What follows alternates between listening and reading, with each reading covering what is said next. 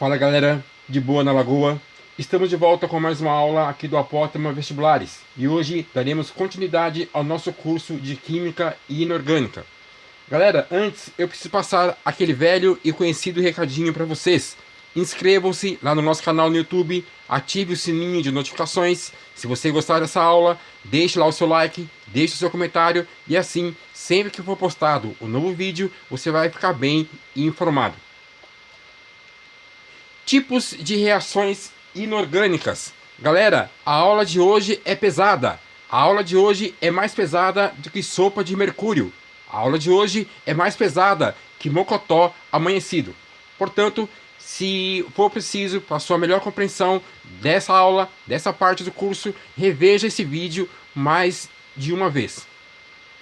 Introdução.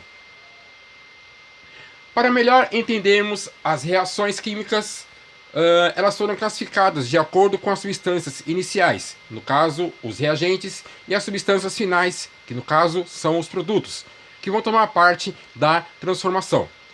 Vamos ver agora como se dá essa classificação. Reação de síntese ou composição.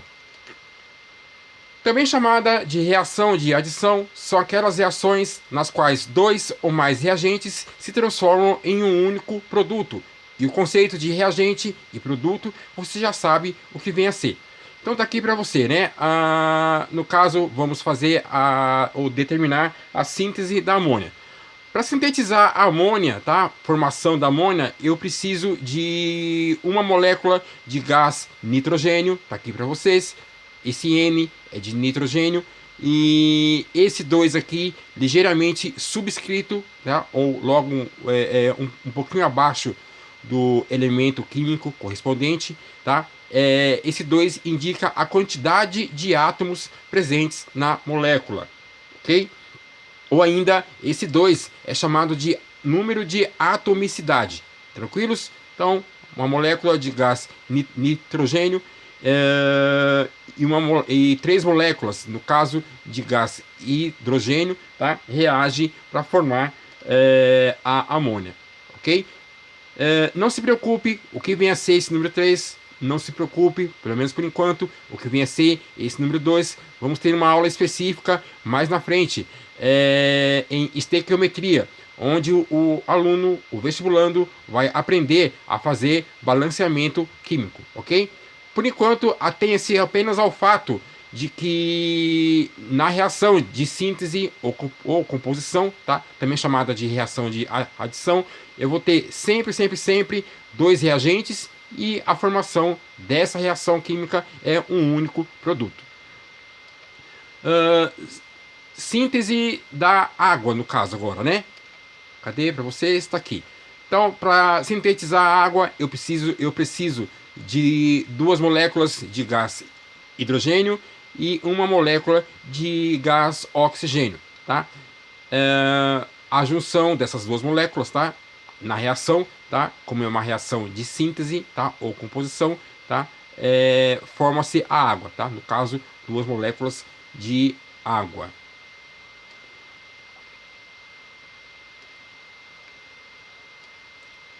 Tá aí para vocês agora a síntese do gás carbônico. Então, para sintetizar, né, o gás carbônico, eu preciso de, no caso, o átomo de carbono, tá aqui para vocês, tá? E uma molécula de gás oxigênio. A reação, tá? Como a formação do gás carbônico, ou síntese, né? Forma o produto gás carbônico. Então perceba, né? Sempre, 2 reagentes e um produto. 2 reagentes, um produto, 2 reagentes, um produto. Tranquilos? Exemplo de síntese, né, no nosso cotidiano, de reação de composição, né, do nosso cotidiano. A reação que ocorria no flash de máquinas fotográficas, aquelas antigas, tá? Ocorria ali a liberação de energia, tá? Em forma de luz, tá? O que acontecia ou como que isso se dava, tá? Era necessário, tá? Filetes ou filamentos de magnésio metálico, tá? Na presença de oxigênio ou de gás oxigênio. Essa reação, que no caso é uma queima, tá? É uma combustão do magnésio metálico, formava o óxido de magnésio, tá? A gente pode falar também, ou pode dizer, tá, que era como se fosse considerado uma explosão, por assim dizer, tá? Só que é uma explosão branda, tá? Onde esse óxido de magnésio era um pó branco que ficava depositado. Tranquilos? Isso aqui, tá? Como eram máquinas antigas, tá? Essa liberação de luz, ela podia acontecer, ou no caso chamado de flash descartável, tá? Ela podia acontecer com lâmpadas descartáveis. Por isso se chamava, né? Flash descartável, tá? Como isso não era nada inteligente, né? Do ponto de vista de gerar, no caso, substâncias que poderiam ser reutilizadas num futuro, tá? Anos mais tarde foi desenvolvido um sistema, tá? Onde essas lâmpadas elas eram dispostas em um cubo, nas faces de um cubo. Então se girava esse cubo e mais flash era gerado. A reação de combustão completa do carbono grafita. Então tá aqui para vocês, carbono grafita mais o gás oxigênio, tá? Como era uma reação de combustão ou queima, tá? Que nós já vimos na aula passada, tá? Essa reação gera, né, ou produz o gás carbônico mais calor. Reação de simples troca ou deslocamento. São aquelas reações em que uma substância simples reage com uma substância composta, gerando outra substância simples e uma outra substância composta. Então tá aqui para vocês, né? A reação de simples troca, tá? Ela pode ser esquematizada da seguinte forma, tá? Então eu tenho uma substância simples, tá aqui para vocês, estamos chamando genericamente de substância A, e uma substância composta, que estamos chamando também genericamente de substâncias, né? Que vai ter os átomos B e C, tá? Como é uma reação de simples troca, tá? Ou deslocamento, tá? Essa reação, no caso, essa substância simples, no caso estava sozinha aqui, tá? Nessa reação, tá? Ela vai se juntar com um desses átomos desse segundo reagente, tá? Então, no caso, eu tenho a substância A aqui sozinha, e no caso a substância que era simples agora virou composta, AC, ok? E o B, que era uma substância que fazia parte, né, um dos átomos da substância composta, agora virou substância simples, beleza? Então sempre na reação de dupla, melhor, de simples troca, tá? Vai ser a formação de uma outra substância simples, diferente da inicial, e uma outra substância composta, também diferente da inicial. Exemplos. Então tá aqui para vocês o zinco, tá? E o ácido clorídrico, tá? Ou cloreto de hidrogênio. Mais popularmente, tá? Ou comercialmente conhecido como ácido muriático. Nessa reação de simples troca, tá? Então esse zinco que está sozinho aqui, ele vai se juntar com um desses átomos dessa substância composta. E tá aqui para vocês. É feita a reação, então eu vou ter um cloreto de zinco, tá? E a formação de gás e hidrogênio. Perceba que no reagente, né, nós não tínhamos gás e hidrogênio e tinha o zinco sozinho aqui, tá? O zinco passou a se juntar ao cloreto, tá? Então ele ficou cloreto de zinco, tá? E o hidrogênio, que fazia parte do ácido clorídrico, tá? Do cloreto de hidrogênio, tá? Ele passou a gerar, né? Ou como parte do produto, passou a ser gás e hidrogênio. Para aqui para vocês, substância simples, substância composta. Continuando. Então eu tenho aqui gás cloro, tá? Substância simples, tá? A quantidade de átomos não vem ao caso, tá? O que é substância simples, porque Cl é de cloro, tá? E lembrando sempre que apenas o C é carbono, tá? Então tem essa substância simples, tá? Formada por um único átomo, o átomo de cloro, tá? E aqui brometo de sódio, tá? Brometo de sódio, substância composta. nessa reação. Então eu tenho aqui a substância simples sozinha, tá? Então essa substância, né, que faz parte desse reagente, tá, vai se formar com um desses átomos que faz parte dessa substância composta, tá? Então no caso está aqui para vocês, tá? O cloro que antes estava sozinho, agora se juntou ao sódio e formou cloreto de sódio, o sal de cozinha. E aqui o bromo. Tá para vocês, substância simples. E aqui para vocês, substância composta. Lembretes para o próximo quadro. Bom, como não tem como fazer omelete sem quebrar os ovos, tá? Vamos ver alguns lembretes antes de darmos continuidade nessa parte da aula. Íons, cátions e ânions. Íon é formado quando um átomo ou grupo de átomos ganha ou perde elétron. Se você assistiu às nossas aulas anteriores, você sabe, você se recorda que um átomo ele é eletricamente neutro quando a quantidade de prótons é igual à quantidade de elétrons, tá? Então não há diferença, né, de carga, nem para positiva e nem para negativa, tá? Quando um átomo, tá, ele sob determinadas condições, ele ganha ou perde elétron, ele se transforma em um íon, tá? E íons, eles têm duas classificações, tá? Pode ser cátions e ânions. Então tá aqui para vocês, tá? Cátion simples. Então eu tenho aqui o cálcio, né? Pode, no caso, ser representado dessa forma, tá? Excesso de duas cargas positivas. Ou seja, se o cálcio tem excesso de duas cargas positivas, quer dizer que ele perdeu ou doou 2 elétrons, tá? Eu posso eventualmente representar ou aparecer nas questões de vestibulares dessa forma, tá? Duas cargas positivas ou essa daqui. Essa aqui é a mais comum, tá? Sempre o número antes do sinal. E o sódio, né? No caso, é excesso de uma carga positiva. Ou seja, o sódio doou ou perdeu um elétron. Por isso, cátion simples.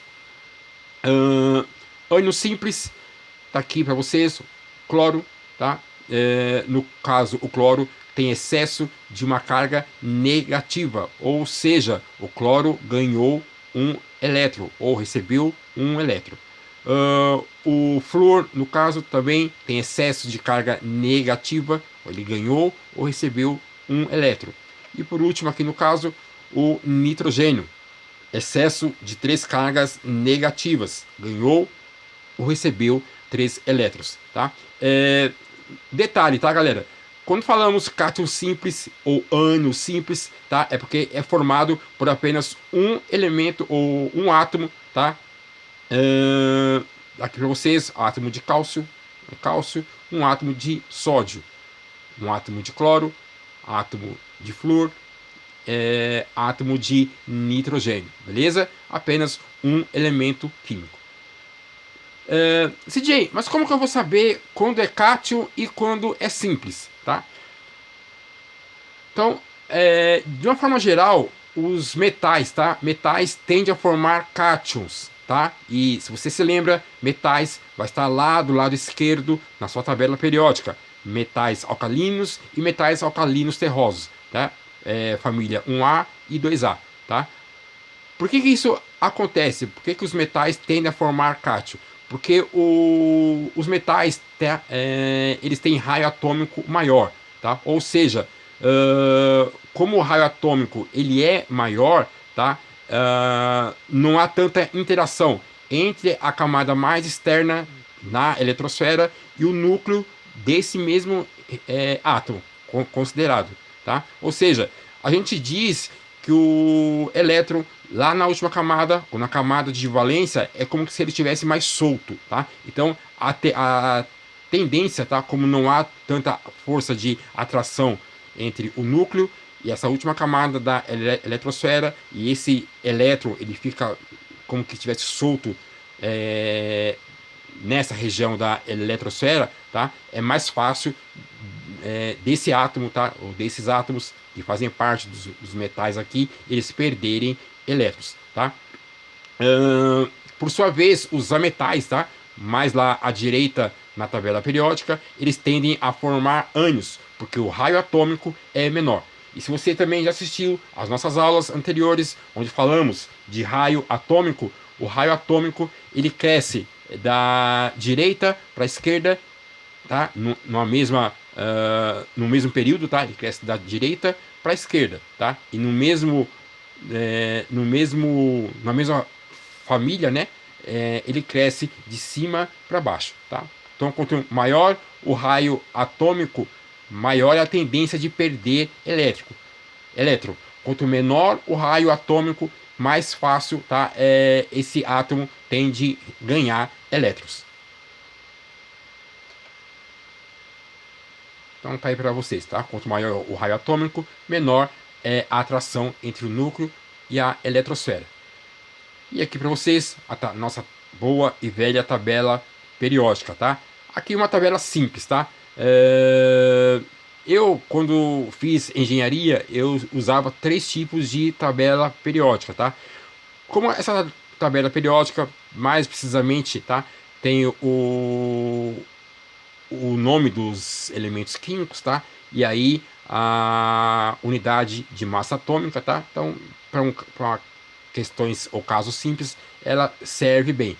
Mas tem determinadas tabelas, né? Eu usava, né? Quando fiz engenharia, por exemplo, tem tabela periódica que ela marca o número de eletronegatividade do átomo, tá? Esse número ele vai dizer, tá? Se ou dá para se prever se um átomo tem a tendência de ganhar ou perder elétrons. E como nós dissemos, tá? O raio atômico, tá? Dos átomos na tabela periódica ele cresce da direita para a esquerda, tá? Ou seja, nesse sentido, tá? Da direita para a esquerda, o raio atômico tende a ficar maior. Ou seja, átomos, quanto mais à esquerda na tabela periódica, que é o que nós estamos estudando, aqui o caso do cálcio, do sódio, potássio, lítio, tá? Esses átomos nessa região, tá? Nessas duas famílias aqui, família 1A, família 2A, eles tendem a doar ou a perder elétrons, porque os elétrons dos átomos nessa região, eles como que ficam mais soltos. Elétrons dos ametais ou dos não metais, tá? Por terem, né, o raio menor, existe uma maior força de atração entre a eletrosfera e o núcleo, tá? Então esses átomos nessa região aqui, principalmente da família 17A, tá? Eles tendem a receber elétrons, beleza? Ainda em lembretes para o próximo quadro, cátion compostos e ânions compostos. Cátion composto é um grupo formado por um átomo de nitrogênio, tá aqui para você, e 4 átomos de hidrogênio, e apresenta falta de um elétron. Neste caso, vamos ter o caso, tá, do que a gente chama de cátion amônio. Então tá aqui para vocês, tá, o amônio, um átomo de nitrogênio e 4 átomos de hidrogênio, tá? Como falta um elétron, ou seja, ele tem excesso de carga positiva, beleza? Então a tendência natural é que esse cátion, tá, ele se junte a um ânion, ok? Aqui para vocês. E também dá esse 1 mais aqui está indicando excesso de uma carga positiva, tá? Ou seja, esse cátion, tá? Ele é um composto monovalente, tá? Ele vai estar no caso com falta de um elétron na camada de valência ou na última camada. Ainda em lembretes para o próximo quadro, cátion compostos e ânion compostos. Ânion composto, grupo formado por um átomo de enxofre, tá aqui para você, esse S é do latim sulfur, e 4 átomos de oxigênio, e apresenta excesso de 2 elétrons, tá? E nesse caso vamos ter o ânion sulfato, tá? Então tá aqui um átomo de enxofre e no caso 4 átomos de oxigênio. Como vai ter excesso de 2 elétrons, tá? Então a valência dele, tá? É 2 menos, ou seja, excesso de 2 elétrons, tá? No caso aqui, tá? Ele é chamado de ânion composto bivalente, ou seja, na última camada de valência, tá? Eu tenho, esse ânion, né? Ele vai ter excesso de 2 elétrons, beleza? Então tudo isso aqui, tá? O enxofre e o oxigênio, tá? Nessa representação é chamado de ânion sulfato. Ainda mais lembretes, um outro caso de ânion composto é quando um grupo é formado por 2 átomos de fósforo e 7 átomos de oxigênio. Tá? No caso, vai apresentar excesso de 4 elétrons. Nesse caso, ou seja, quando tivermos a presença de 2 átomos de fósforo, tá? Ligado a 7 átomos de oxigênio, tá? E nessa substância tiver excesso de 4 elétrons, vamos estar diante do que vamos chamar de ânion sulfato. Então tá aqui para vocês, tá? 2 átomos de fósforo e 7 de oxigênio, tá? Como é excesso de 4 elétrons, ou seja, na última camada de valência, tá? Ele vai ter, ou ele pode, tá? Receber até 4 elétrons, tá aí para vocês, beleza? E no caso aqui, tá, é um composto ânion sulfato tetravalente, tá? Tetra é de 4, beleza? Reação de dupla troca. Agora sim. São reações que ocorrem entre 2 substâncias compostas, dando origem a outras substâncias compostas. Nesse tipo de reação, o cátion, que você já acabou de ver, tá? Que tem excesso de carga positiva, ou seja, doou elétrons, tá? De um dos reagentes da equação, tá? Ele vai se ligar ao ânion, que vai ter excesso de carga negativa, tá? Do outro reagente. Então, o esquema é esse daqui, tá? Eu tenho aqui essa substância composta, tá? AB, e essa outra substância composta, CD, tá? Então, vai ser sempre entre 2 substâncias compostas. Perceba que é uma reação de dupla troca, tá? Enquanto no quadro anterior nós vimos reação de simples troca, tá? Aqui vai haver, como que a gente fala, tá? É uma dança dos átomos, tá? Então, vai se desfazer esse parzinho, tá? Vai se desfazer esse outro parzinho e vai se formar, né? Outras substâncias compostas. Na verdade, outras 2 substâncias compostas. Como aqui eu tenho o cátion nessa substância e o ânion nessa mesma substância, cátion nessa substância, ânion nessa outra substância. O cátion dessa substância vai se juntar ao ânion da segunda substância do reagente. Então tá aqui para vocês. AD e CB. E aqui as cargas, tá? Ou a valência, tá? No caso das substâncias, tá? Na reação de dupla troca, você percebe, né? Que sempre nas substâncias eu vou ter um cátion ligado a um ânion. Um cátion ligado a um ânion.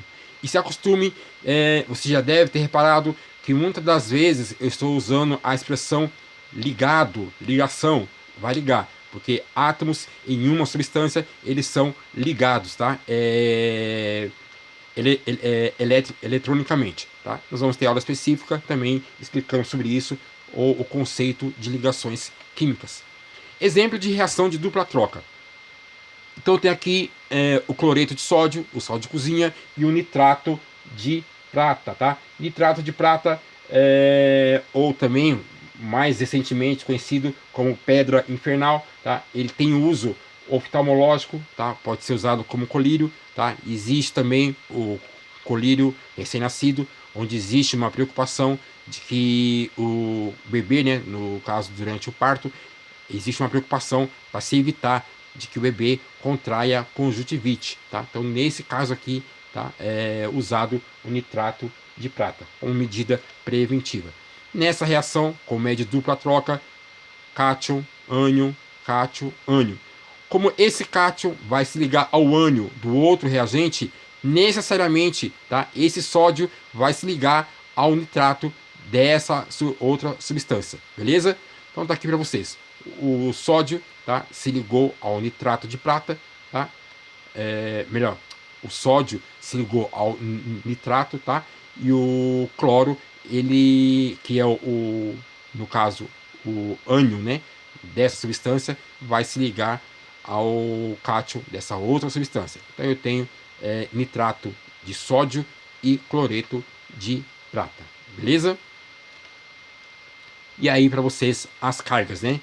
Cátion, carga positiva, ou seja, excesso de carga positiva, porque doou ou perdeu 2 elétrons. Ânion, excesso de carga negativa, porque ele tende a receber elétrons. Continuando, cátion, ânion, cátion, ânion, cátion, ânion. Outro caso, sulfato de potássio, tá? Na reação de dupla troca, o sulfato de potássio com o cloreto de cálcio, tá? Ele reage, tá? E aí, como é uma reação de dupla troca, tá? Vai se formar o cloreto de potássio e o sulfato de cálcio.